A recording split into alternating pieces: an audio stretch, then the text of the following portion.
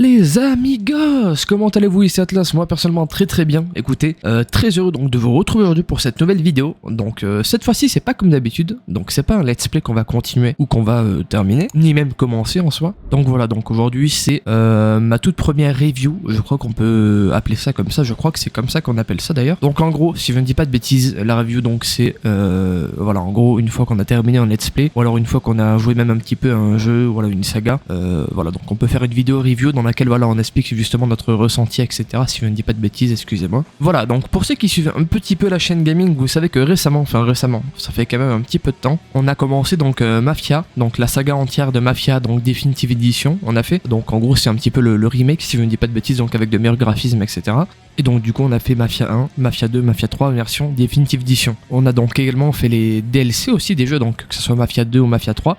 Si je ne dis pas de bêtises, Mafia 1 on n'a pas de DLC, du moins je crois que je les ai pas vus. En tout cas voilà, Mafia 2 on a fait les DLC qu'il y avait à faire, et Mafia 3 on a fait donc aussi les DLC qu'il y avait à faire. Et donc je rappelle qu'on les a fait en let's play aussi, parce que moi en plus des let's play de jeux, j'ai fait aussi les let's play de DLC. Et oui, parce que moi je fais des let's play rien que pour les DLC, mais des fois si dans les DLC il y a des missions secondaires, je suis obligé de faire donc un nouveau let's play sur les DLC, mais en version secondaire du coup. Enfin bref les gars, vous avez compris donc que j'étais fan de let's play finalement, bah, c'est tout ce qu'il y a à savoir, tant mieux. Et bah écoutez, donc on est parti donc pour la vidéo review. Donc voilà, donc je le rappelle une petite dernière fois, je sais pas si je l'ai dit en début de vidéo, mais donc c'est une review spécialement sur Mafia 3 et non donc la saga entière, donc Mafia 1, Mafia 2, Mafia 3, mais spécial Mafia 3 et ses DLC. À partir de cette vidéo, tous les prochains jeux ou sagas qu'on fera, il y aura donc des reviews spéciales. Donc pour une saga, ça sera une review spéciale saga, donc un petit peu longue, d'à peu près 15, une demi-heure, ça dépend. Et pour les prochains jeux qu'on fera, donc là par contre ça sera une review d'un jeu donc beaucoup plus court, vous vous en doutez. Donc c'est pour ça que là pour Mafia 3 ça va être une review plutôt courte. Mais bon, j'avais quand même fait un sondage par rapport au temps que vous voudriez que la vidéo dure. Donc voilà, donc excusez-moi, ça sera que pour Mafia 3 dans cet épisode. Après, si jamais vraiment vous voulez, vous me le dites et je ferai pour Mafia 2 et Mafia 1. Même tous les Watch Dogs aussi qu'on a fait, ça fait grand plaisir. Donc tout d'abord le contexte de Mafia. Donc tout d'abord Mafia 1 donc, qui est sorti le 28 août 2002. Et donc ensuite on a eu donc le deuxième opus avec Mafia 2 qui est lui donc sorti le 23 août 2010. Et donc quoi de beau ensuite que sortir un Mafia 3, donc le troisième opus de la saga. Donc très simple, donc Mafia 3 sorti le 7 octobre 2016, donc développé par Hangar 13, je le rappelle. Et donc édité par 2K Games, voilà. Donc du coup, les jeux étant très bons, mais graphiquement parlant, c'était pas forcément foufou, même si à l'époque c'était déjà pas mal, je trouve. Et bah du coup, donc on a eu le droit des versions Definitive Edition, donc justement des remakes, et donc des versions remasterisées, donc vous vous en doutez, des versions de bien meilleure qualité. Et bam, le 19 mai 2020, on a la version Definitive Edition de Mafia 3 qui sort, donc un jeu qui a été entièrement refait par Hangar 13, qui sont donc justement le studio qui ont développé la version originale de Mafia 3. Et donc du coup voilà, niveau graphisme, on est sur une Definitive Edition, on est sur un jeu qui est déjà pas mal de base en termes de graphisme. Là autant vous dire qu'on est sur quelque chose de très fort, ça met vraiment une claque. Et donc ben voilà, c'est pas mal. Après voilà, donc je rappelle que c'est mon avis, c'est vrai que moi voilà je suis fan un petit peu de ce style de graphisme, j'adore. Après voilà, je comprends qu'il y en a qui peuvent donc moins apprécier, c'est tout à fait normal. Enfin bon, du coup dans Mafia 3, qu'est-ce qui se passe? Alors tout d'abord on va essayer de se remettre donc dans le contexte encore une fois. On incarne donc un personnage nommé Lincoln Clay. Donc voilà, donc c'est le personnage principal de Mafia 3. Et donc voilà, donc c'est un personnage avec une vie profondément marquée par la violence, par les pertes, par les quêtes de sens aussi. Donc Lincoln justement né d'une mère afro-américaine et d'un père qui est malheureusement inconnu. Lincoln a été dès son plus jeune âge abandonné. Ce qui fait que donc malheureusement Lincoln a grandi dans un orphelinat seul. Mais bon, jusqu'à qu'il soit finalement adopté par Sammy Robinson, donc le chef de la Mafia Nord à New Bordeaux, et donc est aussi adopté par la femme de Sammy. Et aussi donc un petit peu plus tard on aura le nouveau frère, donc le frère adoptif de Lincoln, donc Ellis, qui va naître et donc qui va grandir avec lui à ses côtés. Donc du coup vous vous en doutez très vite, Sammy devient une figure paternelle pour Lincoln. Et donc du coup en grandissant, on a Lincoln donc qui rejoint l'armée américaine, donc à l'âge adulte finalement, et donc il part combattre au Vietnam, et donc c'est là-bas justement qu'il va acquérir ses nouvelles compétences. Donc que ce soit en termes de combat, d'infiltration et même de tactique du coup, que je le rappelle, mais ce sont des points qui vont jouer un rôle très crucial dans son retour, parce que justement durant la guerre, il fait également aussi la rencontre de John Donovan, un agent de la CIA donc qui a une importance juste folle dans l'aventure. Dans tous les cas on y reviendra et vous le verrez par vous-même pourquoi est-ce qu'il est si important ce monsieur. Et donc voilà, nous voilà en 1968, donc le retour de Lincoln à New Bordeaux, après donc justement son intervention à la guerre du Vietnam. Malheureusement en revenant donc à New Bordeaux, tout ne se passe pas comme prévu, parce que voilà justement Lincoln constate que Sammy a d'énormes soucis financiers. Donc justement Lincoln constate aussi qu'il doit donc Sammy une somme importante à Sal Marcano, donc le chef de la mafia italienne qui contrôle la ville. Pour la faire simple, Marcano c'est juste un monstre, c'est le parrain impitoyable, et donc justement Sammy, incapable de rembourser sa dette finalement, se trouve dans une situation de plus en plus précaire, de plus en plus complexe, complexe. Afin donc de l'aider, Lincoln accepte de participer à un gros coup. Et donc avant ce gros coup, on a d'abord un petit rendez-vous donc entre Lincoln, Georgie, donc le fils de Sal Marcano, et donc enfin Sal Marcano, mais aussi accompagné de Vito Scaletta, qu'on va donc retrouver dans Mafia 3, donc juste magnifique d'ailleurs. Et voilà, donc ça y est, on y est, les 4 autour de la table, et donc justement on a Marcano qui commence à expliquer donc le gros coup en question, et en fait il s'agit de braquer la réserve fédérale de la ville.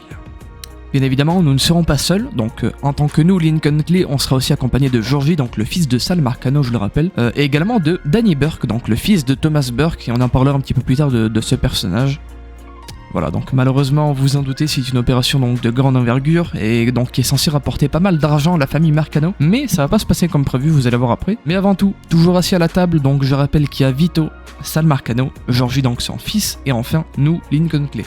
Et donc voilà, justement, on a Monsieur Sal Marcano qui nous propose quelque chose d'assez spécial. Tout d'abord, ce qu'il faut savoir, c'est que dans la ville, on a plusieurs districts, donc la ville qui est New Bordeaux. On a Frisco Field, Pointe-Verdun, Tickfaw Harbor, le quartier français, Downtown, Barclay Miles, Del Rio Low, donc c'est celui où notre père Sammy vit et aussi dirige en quelque sorte Del Rio Low. On a aussi River Row, Southdown, je sais pas si je l'ai déjà dit, et enfin le Bayou. Tout en bas de la map, tout en bas de la ville, on a aussi une baie. Et enfin, on a 2 autres districts qui sont malheureusement indisponibles dans le jeu au tout début. On en a un qui est disponible à la fin du jeu, donc pour la toute dernière mission, il s'agit de Nurse Lake. Et enfin, un district uniquement débloquable pendant un DLC.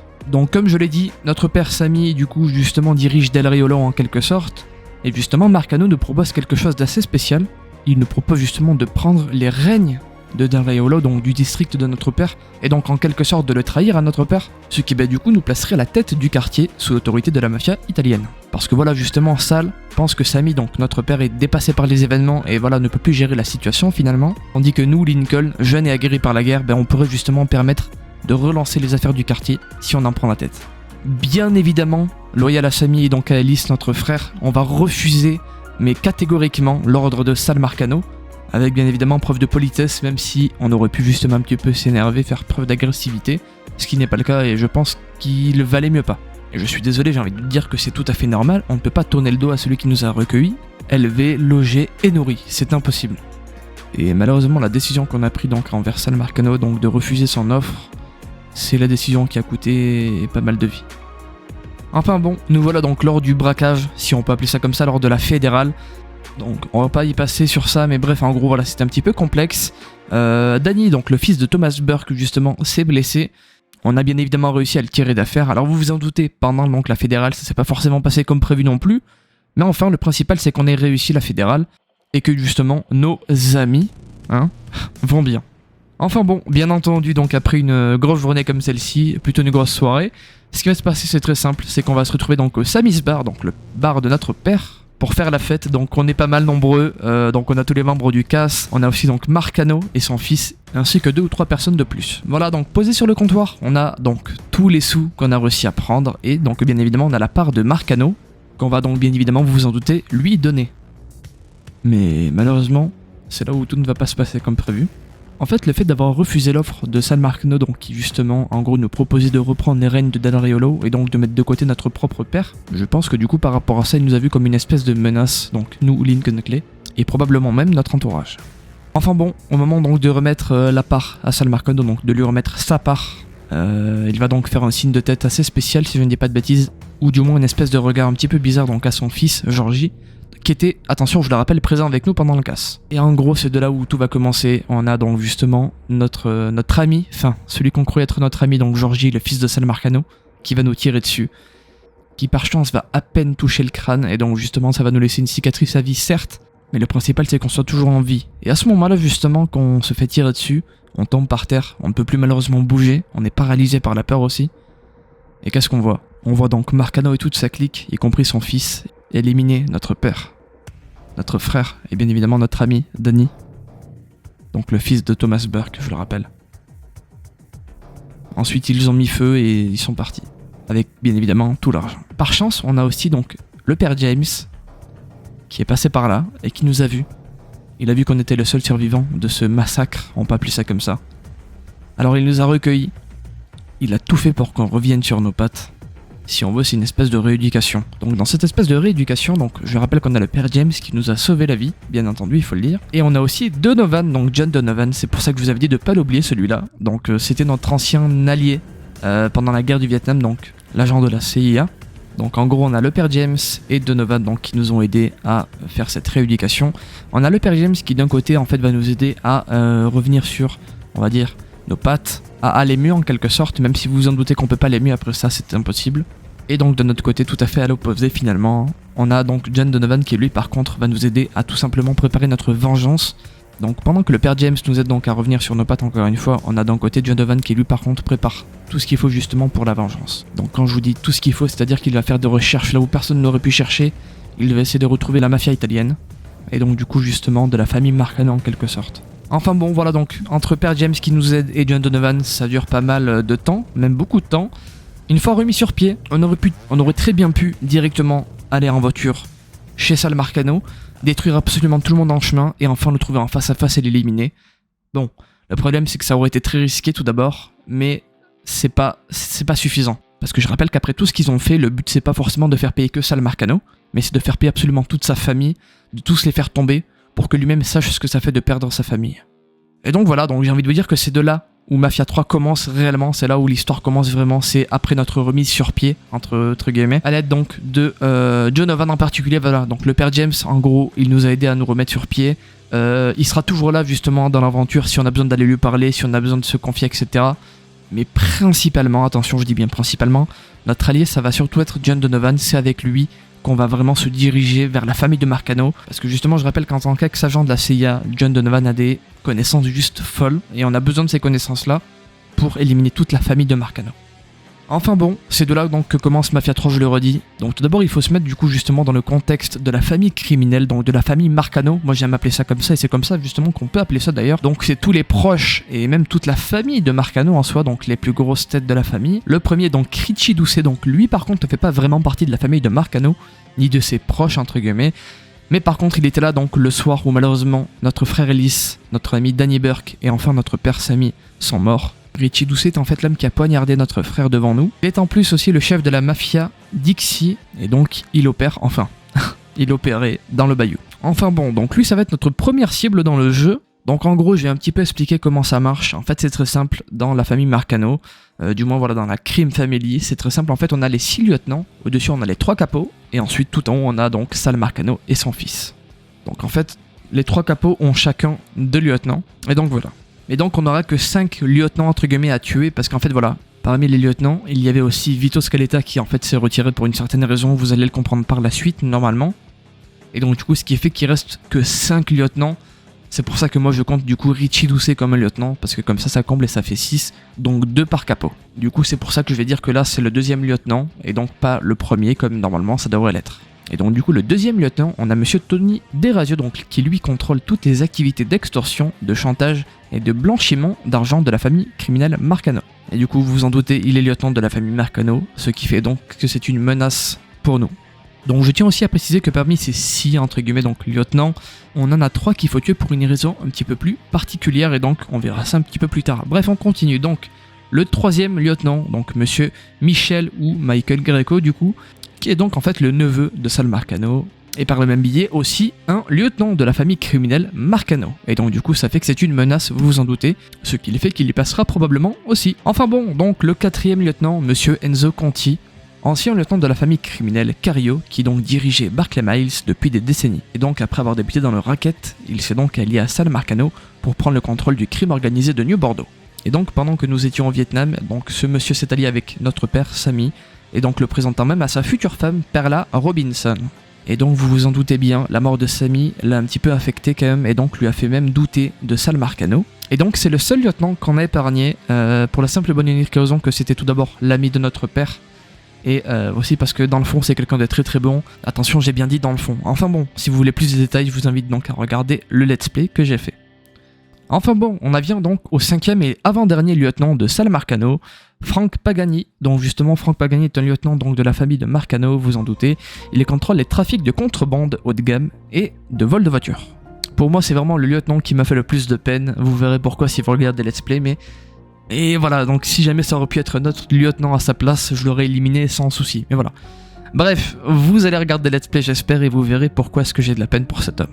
Et enfin donc le dernier lieutenant, monsieur Roman Barbieri, donc alias le boucher, donc, pour la faire simple, une espèce de gros psychopathe qui donc justement est un agent de la mafia, qui dirige donc des activités de contrebande et de protection depuis Pointe-Verdun, donc c'est là où il opère, c'est le district dans lequel il opère, pour le compte bien évidemment de Sal Marcano. Donc cet homme fait partie des 3 lieutenants qu'on va devoir éliminer pour une raison un petit peu plus spécifique. Donc là on a les 6 lieutenants, enfin les 5 mais vous m'avez compris, on a les 6 lieutenants. Donc je vous avais dit tout à l'heure qu'on avait donc 3 lieutenants parmi les 6 qui donc devaient être éliminés pour une raison un petit peu plus spécifique. Donc en fait les raisons sont très simples, en fait dans l'aventure on ne va pas être seul contre Sal Marcano et sa famille et même ses proches. Tout d'abord vous le savez donc on a John Donovan, donc notre ex allié donc justement à la guerre du Vietnam, donc ancien aussi agent de la CIA. Et on aura aussi également 3 colonels, 3 lieutenants donc pour nous et pas des lieutenants de Marcano, attention, des lieutenants qui sont donc de notre côté. On va donc en tout premier avoir mademoiselle Cassandra, qui est donc chef de la mafia haïtienne à New Bordeaux et donc qui opère depuis Delray Hollow. Donc je vous ai pas tout dit, parce que je voulais quand même garder un petit peu de suspense et si vous regardez Let's Play, voilà, je peux pas tout vous dire non plus. Mais pour la faire simple, en gros Cassandra, on lui a sauvé la vie une fois déjà, donc en fait, si vous voulez, avant donc que ce soit la chef de la mafia italienne, il y avait un autre chef, donc c'était un dénommé Bacca, que donc nous avons dû éliminer parce que notre père Samy avait des soucis avec donc ce monsieur Bacca, donc on a dû éliminer. Et justement, en allant l'éliminer, on est tombé donc sur cette femme, Cassandra, qui était donc dans une armoire, la pauvre. Et ça fait qu'on l'a aidée, on l'a sauvée en quelque sorte. Et donc voilà, donc depuis c'est devenu la chef de la mafia haïtienne. Donc pour la recruter dans notre équipe, d'abord il faudra donc justement éliminer monsieur Richie Doucet. C'est pour ça que donc je disais que pour certains il y avait des raisons spécifiques. Et en fait donc les raisons spécifiques, vous l'aurez compris, c'est par rapport à nos lieutenants. Donc je précise que pour chaque lieutenant, pour chaque capot, on ne peut pas les tuer comme ça. Donc ce qu'il faut savoir c'est que chaque lieutenant, chaque capot ont chacun 2 hommes de main. Donc un lieutenant a 2 hommes de main, etc. etc. Un capot pareil, il a 2 hommes de main, c'est pareil. Et en fait pour éliminer un lieutenant ou un capot, il faut d'abord donc le faire sortir de sa cachette. Et pour ce faire, il faut d'abord un petit peu détruire son business. Et donc comment détruire son business à un capot ou alors un lieutenant? C'est très simple. Comme je l'ai dit, ils ont 2 hommes de main. Il faut d'abord donc détruire le business de chaque homme de main. Et ensuite, donc justement, le capot ou le lieutenant va un petit peu paniquer et donc va sortir de sa cachette pour essayer d'aller remettre de l'ordre dans ses affaires. Sauf qu'au lieu donc d'aller remettre de l'ordre dans ses affaires, il va tomber nez à nez avec nous. Et donc c'est là où justement on peut attaquer. Enfin bon, je le répète, donc Richie Doucet c'est un des 3 lieutenants qui donc justement nous permettent de recruter un ou une colonel lieutenante. Voilà. Notre deuxième colonel qu'on va pouvoir recruter, enfin moi je dis colonel mais c'est lieutenant, vous m'avez compris, notre deuxième colonel qu'on va pouvoir recruter, il s'agit de monsieur Thomas Burke. Je vous avais dit de vous rappeler de ce nom, Burke c'est très simple, je sais pas si vous vous en rappelez, je l'avais dit tout à l'heure. Son fils, Danny Burke, était présent lors du casse de la fédérale, et malheureusement il s'est fait tuer, comme notre père et notre frère, lors de la soirée, entre guillemets, lors de la fête chez le bar de notre père. Et donc justement notre but c'est d'aller essayer d'aller voir Thomas Burke pour le ramener de notre côté. Pour ce faire, c'est pareil, on a quelqu'un à éliminer, quelqu'un qui l'embête, du coup c'est comme Cassandra, on peut pas les éliminer gratuitement non plus. Enfin, même si pour ce qu'ils ont fait à notre père et à notre frère bien entendu, mais voilà, donc il y a une raison spécifique pour Thomas Burke. En fait voilà, donc son affaire elle est un petit peu piétinée par cet homme justement, donc c'est Roman Barbieri, donc alias le boucher, on en a parlé tout à l'heure, donc c'est lui qu'on va devoir éliminer pour pouvoir recruter ce colonel, donc Thomas Burke, qui donc je le rappelle mais dirige le district de Pointe-Verdun. Et enfin le dernier, l'incroyable Vito Scaletta, qu'on va pouvoir recruter dans Mafia 3, et oui, et donc pour ce faire pareil on va devoir éliminer quelqu'un, donc c'est Michael Greco, justement donc l'homme dont on parlait tout à l'heure, donc le neveu de Sal Marcano.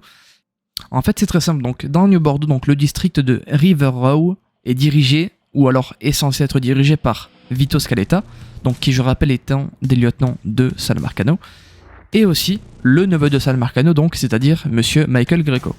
Cependant, Vito remarque qu'il y a quelque chose de bizarre, et donc justement qu'il est mis de côté, et que c'est plus le neveu qui dirige River Row que lui.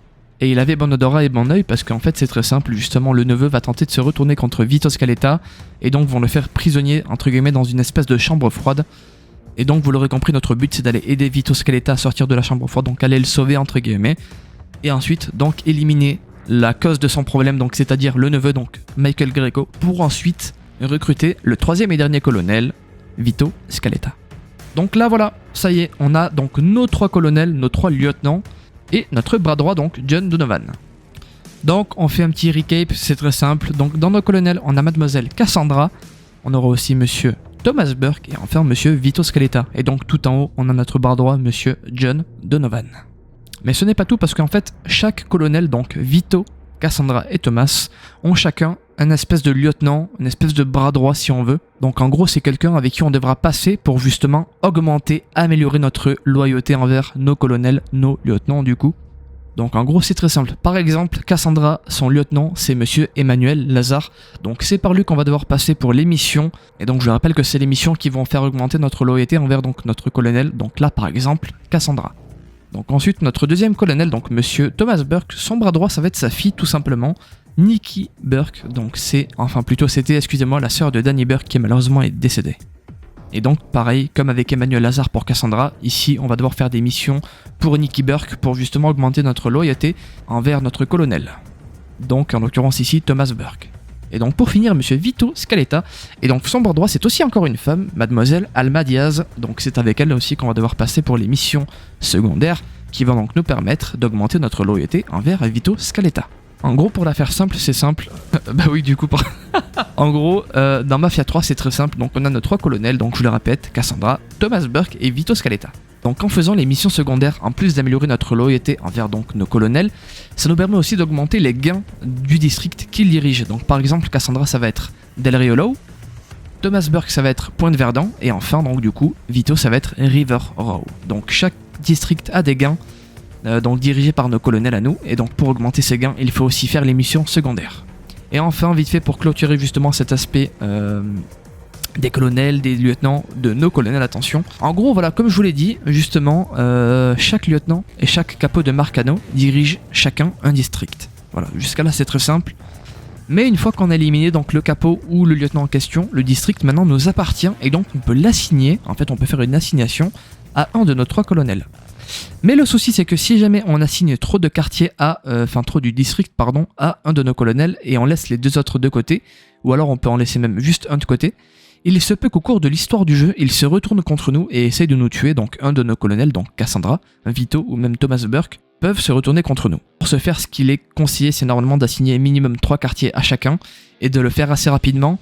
Sinon, voilà, justement, ils peuvent justement se retourner contre vous et donc envoyer des hommes de main essayer de vous tuer. Et donc malheureusement, en fait, pour continuer l'histoire du jeu, on n'a pas d'autre choix que d'éliminer les colonels qui se sont retournés contre nous. Enfin bon, voilà, donc maintenant c'est fini. Donc cette parenthèse est fermée, cadenassée. On va passer maintenant au capot, donc on retourne sur la Crime Family, et donc voilà, donc on passe au capot maintenant. Donc je rappelle qu'on a fait les 6 lieutenants, et donc maintenant on s'attaque au capot. On a également maintenant les 6 premiers lieutenants du jeu, dont les 3 qui sont à éliminer avec une raison spécifique, justement vous l'aurez compris, c'est par rapport à nos colonels.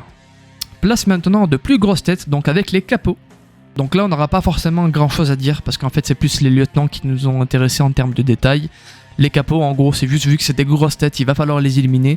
Mais bien entendu, en plus d'être des grosses têtes, ce sont des mauvaises personnes, vous vous en doutez. Donc, le premier capot, mademoiselle Olivia Marcano, donc c'est la belle-sœur de Sal Marcano. C'est très simple, en gros, voilà, donc c'est une capot. Elle est mauvaise, c'est une grosse tête, donc on va devoir l'éliminer aussi. Enfin, le deuxième capot, donc l'avant-dernier capot, monsieur Lou Marcano, donc plus connu sous le nom de l'oncle Lou, et oui. Et donc, c'est le frère aîné de Sal Marcano, et donc c'est aussi un chef de la mafia criminel, Marcano, donc un capot. Donc Lou Marcano, lui, dirige les raquettes du quartier français et donc de New Bordeaux aussi, donc de la ville entière. Donc c'est une mauvaise personne, c'est une grosse tête. Donc on l'élimine tout simplement. Et enfin pour finir, le dernier capot, donc monsieur Tommy Marcano, donc c'est le frère cadet cette fois-ci et non aîné de Sal Marcano. Et donc c'est un capot de la famille criminelle Marcano lui aussi. Donc c'est un entrepreneur qui a pour vision donc de diversifier les jeux de hasard et le marché noir qu'il contrôle depuis Southdown, donc lui c'est le district qu'il dirige. Et enfin vous l'aurez compris, donc on a fait les 6 lieutenants, les 3 capots, et donc maintenant on a donc les 2 grosses têtes, donc normalement c'est censé être d'abord Georgie et au-dessus Sal Marcano, mais pour moi je les mets vraiment au même niveau parce que c'est 2 ordures inégalables, c'est impossible de faire pire que ça. Donc pour moi voilà, c'est les 2 dirigeants de la Crime Family, on peut pas faire pire que ça, c'est impossible. Ils sont au même niveau, c'est 2 ordures énormes. Et voilà, donc on a fait le tour justement de ce que je voulais vous dire. Donc je rappelle que ce que moi je souhaitais vous dire, c'est un petit peu avec qui on était en alliance dans Mafia 3, contre qui on se battait justement, et un petit peu donc comment ça devait se passer. C'est tout. Donc voilà, vous l'aurez compris, donc à travers justement l'aide de nos colonels et donc de John Donovan aussi, notre bras droit, on va devoir petit à petit détruire les empires de chaque lieutenant, de chaque capot, et enfin donc devoir éliminer les capots, les lieutenants, pour enfin s'attaquer justement à Sal Marcano. Alors dit comme ça c'est très rapide, mais vous en doutez que ça va prendre énormément de temps, et ça m'a pris énormément de temps, donc parce que ben voilà, je fais cette vidéo bien après du coup avoir fait le let's play. Parce que donc je rappelle que c'est une vidéo review, donc je pense que normalement je la fais après, c'est un petit peu normal. Mais donc voilà, donc maintenant on va passer à ce que moi j'ai pensé de Mafia 3 Definitive Edition, et est-ce que je vous le recommande ou pas, ce que j'ai pensé aussi des DLC. Par contre voilà, au niveau des DLC je serai vraiment très court là-dessus. Moi c'est surtout Mafia 3, voilà c'est surtout ça où justement j'ai envie de donner mon avis. Mais voilà, les DLC on va y revenir aussi, vous en faites pas. Donc voilà, donc au niveau de Mafia 3 et donc aussi de la saga entière, j'ai trouvé ça juste exceptionnel. Vous le savez, moi je suis un grand fan de la saga Watch Dogs, j'ai adoré les 3 opus, c'est ma saga préférée d'ailleurs. Au-delà d'Assassin's Creed, etc., de tout, c'est ma saga préférée, j'adore Watch Dogs, c'est abusé. Bref, voilà. Ben franchement, j'ai rarement autant aimé une saga, autant aimé un jeu tel que Mafia 3, au même niveau que j'ai adoré Watch Dogs, c'est juste exceptionnel. Bien évidemment, j'ai quand même préféré Watch Dogs, ça c'est sûr, c'est ma saga préférée, c'est pas pour rien. Mais pour vous dire que Mafia m'a laissé quand même sous le choc, parce que ben, c'est une saga qui se rapproche fortement de mon appréciation pour ben, justement donc Watch Dogs. Enfin bref, c'est pour vous dire que ça m'a pas du tout laissé indifférent Mafia, bien au contraire, j'ai adoré, j'ai trouvé ça juste fou. Et donc ben voilà, c'était important de le préciser. Enfin bref, l'ambiance du jeu, j'ai adoré aussi, donc l'ambiance de Mafia 3, j'ai surkiffé. Le fait que ça soit raconté dans une espèce de documentaire, si on peut dire ça comme ça, je trouve ça juste magnifique. C'est bien pensé, c'est très bien pensé même, c'est incroyable. Alors je vous avertis, il y aura beaucoup de c'est incroyable hein, parmi mes propos, mais c'est normal, j'ai trouvé ça fou. Sinon même en termes d'écriture, c'est un jeu que je trouve fou aussi, c'est monstrueux. Tout est pensé au détail près, et certains vont dire que c'est normal, mais non, pas forcément, ça aurait pu ne pas être comme ça en fait. Par exemple, je vais vous donner un exemple parmi tant d'autres, mais juste celui-là, il est juste monstrueux. Comme je vous l'ai dit justement, avec donc les capots, les lieutenants, en fait le but c'est de leur reprendre le quartier, mais pour ça, il faut d'abord les tuer. Une fois qu'on a repris le quartier, donc le quartier pour le reprendre c'est très simple, comme je vous l'ai dit, chacun ont 2 hommes de main. On va d'abord tuer un homme de main, donc d'abord on va détruire son business, ensuite donc on va s'attaquer au premier homme de main du lieutenant par exemple. Une fois l'homme de main tué, eh ben, on peut assigner cette partie du district à un de nos colonels. Ensuite on s'attaque au deuxième homme de main du lieutenant, et donc cette fois-ci pareil on le tue. On donne cette partie du district à un de nos colonels encore une fois. Une fois que les 2 parties sont données, on s'attaque au lieutenant, pardon, cette fois-ci, on s'attaque au lieutenant, parce que voilà, il a plus d'hommes de main vu qu'on les a tués, donc voilà, il sort de sa cachette et on peut s'attaquer à lui. Une fois que maintenant le lieutenant est hors piste, enfin voilà, il est mort, il est hors piste, là maintenant c'est une assignation totale de quartier, donc là c'est pas pareil, donc là on a une cinématique de rendez-vous dans une maison un petit peu abandonnée, avec nous et nos 3 colonels, et en fait, là on leur assigne le quartier complet, pas des endroits du quartier, mais carrément le district complet. Et en fait, selon les choix qu'on fait, il y a des cinématiques qui peuvent se débloquer, il y a des propos de chaque colonel qui peuvent varier en fonction en fait de ce qu'on a fait durant toute l'histoire du jeu. C'est pas que durant une seule assignation totale de quartier, mais par rapport à tous les quartiers et toutes les assignations totales et tous les choix qu'on a fait durant le jeu, que ce soit même assignation totale ou même juste les petites parties de quartier qu'on assigne à nos colonels, peu importe ce qu'on fait comme choix, ça va avoir un impact monstrueux sur la suite du jeu.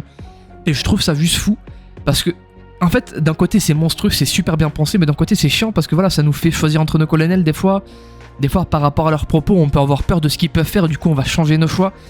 C'est embêtant, mais c'est pensé pour et c'est très bien pensé, j'adore. Par exemple, imaginons dans un district, si on tue les 2 hommes de main du coup du lieutenant ou du capot, on peut assigner donc 2 parties du quartier, et imaginons qu'on les assigne à Cassandra, les 2. À la fin, quand on a tué donc le lieutenant, parce que du coup il a plus ses hommes de main, donc il sort de sa cachette, on peut enfin l'éliminer. On doit faire donc, comme je vous l'ai dit, l'assignation totale de quartier. Mais du coup, il y a Cassandra qui va dire, moi je sais parce qu'elle me l'a déjà dit donc dans le let's play, donc c'est possible, et ça c'est bien pensé.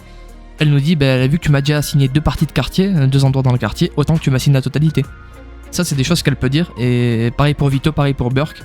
Or, si par exemple on lui met 0 à chaque fois, au bout d'un moment elle peut dire, là ça sert à rien que tu me l'assignes parce que tu m'aurais mis dès le début en fait, donc tu me mets à l'écart et ça m'énerve. Donc voilà, donc en gros elle peut se fâcher, voilà, c'est pareil pour Burke, pour Vito. En fait, je pourrais pas tout vous dire parce que il y a des possibilités presque infinies, c'est énorme tout ce qu'ils peuvent dire, tout ce que le jeu leur a attribué comme propos, c'est monstrueux. Sinon voilà, donc ça c'est tous les points positifs, enfin, il n'y en a pas eu beaucoup mais voilà, vous m'avez compris quoi, le jeu est presque parfait pour moi.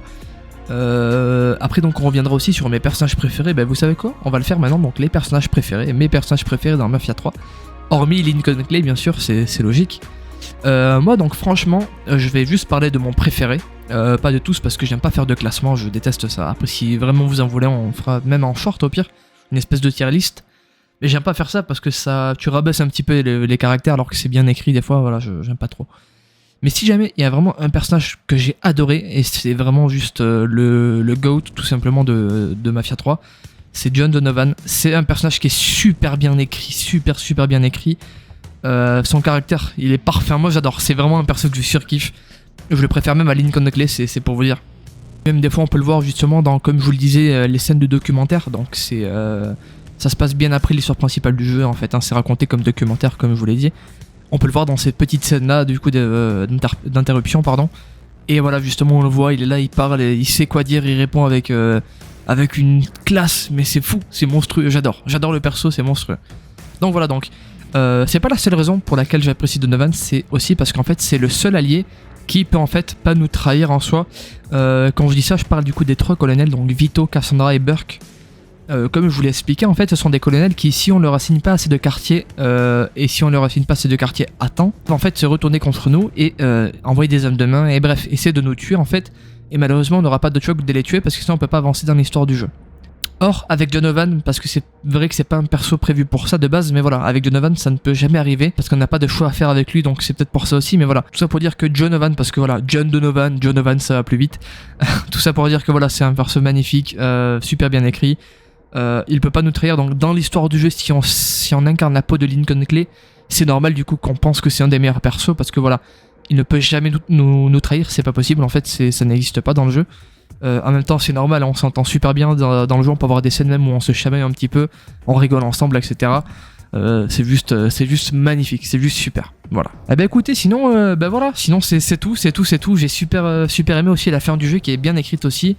À la fin du jeu même, on revoit un personnage mythique, je peux pas vous le dire, si vous faites le jeu quoi, j'ai pas trop envie de vous spoil, mais voilà, à la fin de Mafia 3, on revoit un personnage passé qu'on a déjà fait donc qu'on a déjà vu dans les Mafias, pardon. Enfin bon, je suis vraiment désolé donc de revenir en rond à chaque fois, de parler, de dire les mêmes choses, comme quoi c'est super bien écrit, que tout est au niveau d'écriture, mais c'est un petit peu le cas, je suis désolé malheureusement. Voilà, pour moi j'ai tout dit en fait, parce que j'apprécie le jeu. Si, allez, on va passer au point négatif si vous voulez. Pour moi là où c'est... Ah, la conduite, attendez, parce que attendez, ouf, attendez bordel. La conduite dans Mafia 3, c'est la meilleure conduite d'absolument tous les mafias, bon il y en a eu que 2, mais voilà. Les deux premiers opus de la saga, je suis désolé, la conduite était affreuse. Franchement, c'est le cas de le dire, je suis désolé, hein, mais voilà. C'était juste affreux.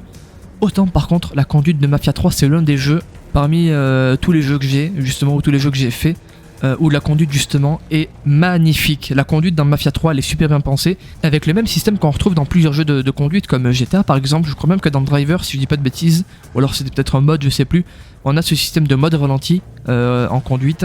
Donc voilà, donc c'est super bien pensé. Donc ce ralenti est aussi donc un mode combat. Quand on est debout et qu'on tient une arme à la main, en fait on peut viser, et en fait dès qu'on vise on peut appuyer sur espace justement pour activer le mode ralenti avec des armes ou en combat, je sais pas comment on pourrait appeler ça. Oui, en combat, c'est ça. Donc on a le mode ralenti conduite et le mode ralenti combat. Donc voilà, donc pour dire que c'est super bien pensé de la part des développeurs. Je sais que moi le mode combat, enfin le mode ralenti en combat m'a aidé, m'a sauvé la vie, je ne sais pas combien de fois, des centaines de fois je pense peut-être. Non peut-être pas non plus, hein, je suis pas nul à ce point, mais voilà, ça m'a quand même pas mal aidé. Puis voilà, donc écoutez, c'est tout. Et ouais, le seul point négatif, malheureusement, c'est vrai que pour moi c'est le seul point négatif. Après voilà, il y a quelques bugs, mais ça dans tous les jeux au monde ça existe, voilà, malheureusement c'est comme ça. Sinon il n'y aurait jamais de mise à jour, etc. Bon voilà, c'est le jeu, hein. C'est la vie. L'un des seuls points négatifs, en vrai, que j'ai à dire sur le jeu, c'est au niveau des missions secondaires. Et pas des missions de colonel, attention. Parce qu'en fait, les missions de colonel, c'est pareil, donc avec nos colonels, du coup, d'où le nom. Et en fait, c'est des missions spéciales, en privé, un petit peu rapprochées, en fait, avec nos colonels. Par exemple, avec Vito, c'est une liste noire qui nous donne, et en fait, on doit faire un petit peu le tueur à gage pour lui, on doit aller éliminer des gens. Cassandra, c'est on doit aller voler des armes pour justement le district de Del Riolo et protéger absolument tout le monde. Du coup, en fait, pour que Cassandra donne des armes aux gens et qu'ils puissent se protéger tout seul, en fait, c'est ça. Et pour Thomas Burke, justement, c'était le fait de retrouver des voitures. Malheureusement, je peux pas vous en dire plus parce qu'avec Thomas, bah, j'y suis pas allé jusqu'à là, malheureusement, parce qu'il s'est passé quelque chose, hein, vous verrez le let's play de toute façon.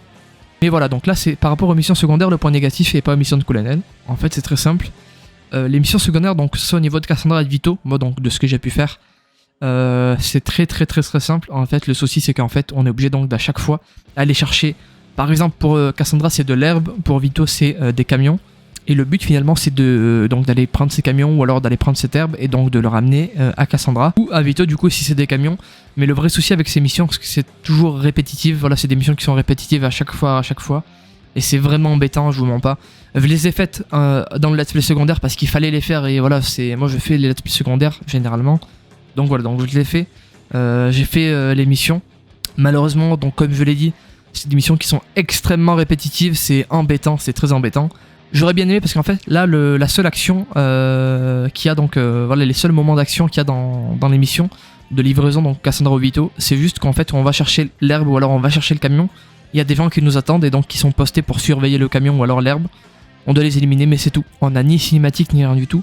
Alors certes c'est des missions secondaires de livraison donc forcément qu'il doit pas y avoir grand chose. Mais j'aurais bien aimé qu'en dehors des livraisons, on ait quelques missions différentes dans les missions secondaires. Attention, quand je dis missions secondaires, c'est les missions que par rapport à nos colonels, donc les missions de district si vous préférez. Donc missions de district, c'est les livraisons. Quand je dis missions secondaires, j'englobe pas toutes les missions secondaires du jeu, attention. C'est vraiment que les missions de livraison, donc moi j'appelle ça les missions de district. Donc voilà, donc parmi les missions de district, j'aurais bien aimé qu'on ait peut-être d'autres missions de district différents en dehors des livraisons, parce que c'est vrai que c'est répétitif encore une fois, c'est embêtant.